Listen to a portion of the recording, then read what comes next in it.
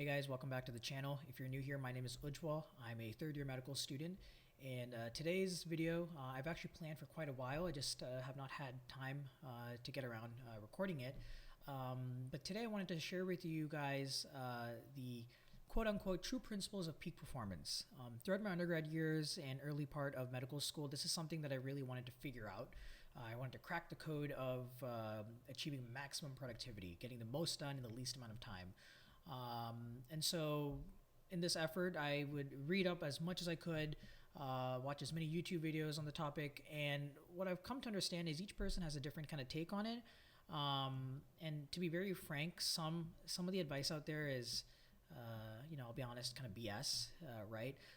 So I wanted to kind of break down from my experiences what I believe to be the really true principles of peak performance. And I don't say this from a from like a higher place where I'm like, oh, I've mastered these principles and I'm trying to share these with everyone else. That's not true. I haven't mastered these principles, but just as I'm sure when we were in undergrad and stuff, we know we probably should have a consistent sleep schedule, sleep early, wake up early. Doesn't necessarily mean we do that, right? But some of the principles I figured out, I believe are not that straightforward. They're not that commonplace, especially given the stuff that I've kind of read up in books and seen online. So I thought it would be kind of nice to make this video because I know a lot of my viewers are pre-meds applying to med school, maybe some people in the early stages of medical school. I thought this would be kind of valuable given my audience. So the first thing is, we're all familiar with the idea, the equation that work is equal to quality times quantity. If you want to increase your productivity, your output, you either increase the amount of hours you're putting in, the quantity, or the quality, right? For quality, we think about things like getting into the flow state, allows us to achieve a lot more in a set amount of time. But the thing is, a lot of people talk about studying smart and not hard, meaning, they're trying to optimize for quality. Everyone talks about how there's only 24 hours in a day. You need to sleep for 8 hours. Everything else, you're going to need to eat and stuff. That's going to take up 2 to 3 hours. At the end of the day, you're only left with this amount of time and you need to make the most of it. But really what I've understood is, at the end of the day, we all come out to be around average intelligence, right? Just because, like, for example, in my med school class, on any given exam, we're going to have a distribution. As with any other class, right? There's going to be kids who are scoring all the way at the top, upper end of the percentile ranges, and then there's going to be kids in the middle, and then some kids at the end. But to be very honest with you, if you look at the distribution of these kids who get into med school, I'm sure if we look at their IQ, once again, I'm not trying to say IQ is the metric of intelligence, but if we somehow had the ideal metric for intelligence and we looked at it for all these kids who were, aligning on different places along the spectrum, chances are we're all really clustered in the same area. No one is a true genius in the true sense of the word. What differentiates people is, right, it's this equation. Work is equal to quality times quantity.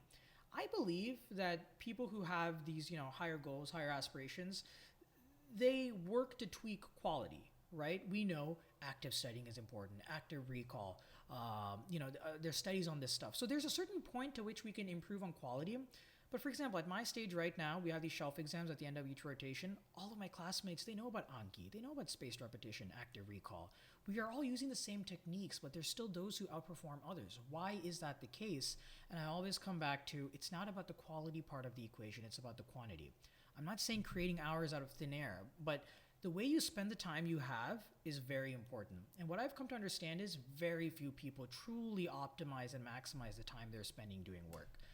I'm not saying this to imply that everyone should be workaholics, right? That's not what being a workaholic means, and that's not what I'm trying to imply. But from my observation, the fact is most people are only going to be able to study a certain amount of time. There's a distribution here. The people who are able to work harder, put in more hours, right? The quality is roughly the same.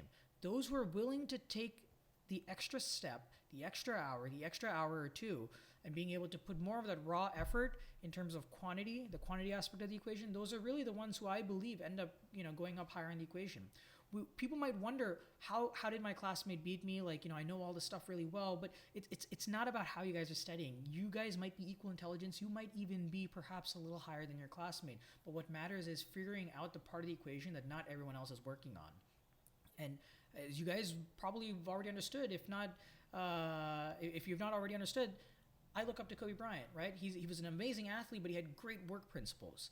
And one of the things he talks about is putting in the hours, putting in the effort. He would wake up extra early just so he could put in more hours. By the time his colleagues and peers would get to the gym in the morning, he was already there on his like second or third run. It's really underestimated, I believe. All these self-help books and YouTube videos love to kind of hype up different techniques for quality, because that makes us think, oh, there's something I don't know that I could optimize. That's what will allow me to get the edge on the classmate around me. We don't want to think about the simple things we already know, such as just studying an extra hour or two, or the small things, the things that we are already familiar with or in our control. We don't want to think about optimizing those. We want to think about the X factor that we don't have, right? Everyone is focused on some X factor, but really it doesn't boil down to that. The ones who are actually up there on the upper echelon of the distribution, these are kids who figured out that there is no X factor. It just boils down to sitting down and putting in the effort, as opposed to sitting down and taking the time to figuring out what the X factor is, taking the time to just get shit done, to be very honest with you. So that's first principle. Second thing is, there's a lot of areas in life where you can take shortcuts, and there's some videos that I've seen that have encouraged people taking shortcuts. Meal prepping. Meal prepping is not wrong. It's an excellent idea. I think it's phenomenal. But there's like these meal replacements that some people use, like Soylent and stuff like that, to save time from meals. There's certain people who harp on the fact that you don't really need 7 to 8 hours of sleep. You can get by with 5. You can get by with maybe 6 is like the upper limit. Some people will say you can get by with 4. But the fact is, there's certain areas you can't get by. You can't just cut corners, right? Sleep is one of those things. Something I've come to understand time and time again. You can't get by with a subpar amount of sleep. Unless you genetics, and you will know if your genetics support you in being able to get by adequately with very low sleep. On average, most of us will need 7 to 8 hours of sleep. There's really no way around it. And if you're getting anything less than that, you are over time going to be pulling yourself down and dragging yourself, and you're going to get exhausted, and you're not going to be able to perform to your peak performance. Like, that's just given fact. A lot of us, though, we're kind of in this chase, and I can tell, some of you might be wondering that there's a kind of contradiction between my first point I just talked about, right? Putting in the hours. You can put in the hours, but you have to put in the hours that you have. I'm not saying you need to cut into other essentials like eating and sleeping. Like food is the same thing. There's no other way around getting through a healthy diet, a healthy lifestyle, and putting in the right amount of calories in your body. Like, you can't get around that. You have to take time for food. You got to take time for the appropriate amount of sleep. Whatever time is left, maximizing your quantity of time spent doing work, getting shit done. That's what I'm talking about there.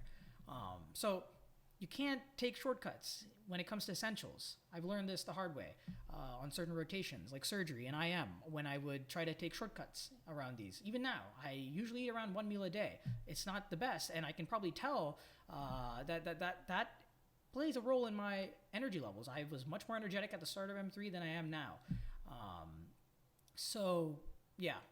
In addition to this, I also want to note, as I've probably noted in another video, taking breaks is equally important. You can't take shortcuts when it comes to taking breaks. You cannot study 6 hours straight. Some people can with, maintaining that focus. If you're in a flow state, that's different. But to be very honest with you, most of us need to take breaks from time to time to kind of refuel ourselves. It's not negligible. It's not negligible the impact taking a break has on your productivity. This is not really just about helping you that day, right? When I was in Dedicated for step 1, I was studying very large hours in a day without taking breaks. That's fine. It was a short-term game. Dedicated is around 3 to 4 weeks. But this overarching idea is that this helps prevent you from burning out in the long run. If you never take a break, if you don't take a Friday evening off, if you don't take a weekend off, and you just keep working and working and working, you will burn out at some point. And you may burn out when it really matters. For like a major exam or for interviews or whatever. So once again, this is just harping on the point that this is a marathon, not a sprint. So you got to take breaks. Breaks are also essential. Just like sleep is essential, food is essential, breaks are also essential. All right, so that's point 2. You can't take shortcuts. You can't get around certain things. Now, my third and final point is something I've already mentioned in other videos. Relationships and people in your life are important. If you look at if you look at the 2 different aspects in your life, things that are in your control and things that aren't, relationships and people in your life are there, and then you have your career. Now, I've said this before, relationships and people are important, but when you look at both of them, right, relationships, people, and then your career, which do you have more control over? There's some uncertainty when it comes to the career process of things, I understand, but it's more so your career. And I see time and time again, I've seen this in my own life, and I've seen this in the lives of some of my friends. There sometimes comes a clash between the two, whether it's like you're in a relationship with someone and you're not able to adequately divide up your time between them and focusing on your career. It always comes down to, what do you have the most control over, right? It's going to be your career. What you make of your career is what's going to be paying you dividends down the line. If you cut corners / try to make sacrifices in your career for a relationship or something like that, there might be some people who are okay with that, and at the end it might work out. But I believe that in a large proportion of cases, what ends up happening is you will regret the choices you made, because those relationships you don't have complete control over. That person may leave, that person may not be there at the end of the day. So keeping in mind that your career is one of the things in life, in life there's really few things we have true control over, but your career is one of those things.